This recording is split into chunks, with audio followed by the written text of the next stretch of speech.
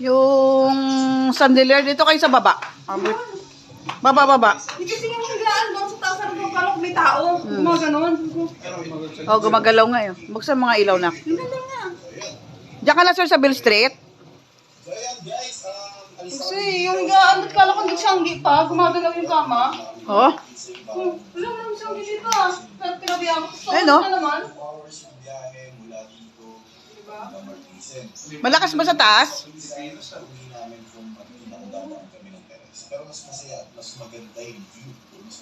Ano ko kagad bro kasi. Hindi ko naramdaman. Pero ayun oh, gumagalaw oh. Sa taas mas ramdam mo sa taas. Baba. Hindi nga eh, baba. Wag yan, baka may aftershock. Angge, bilisan mo dyan. Wala lang makita mo siya. Hindi ko. Okay naman.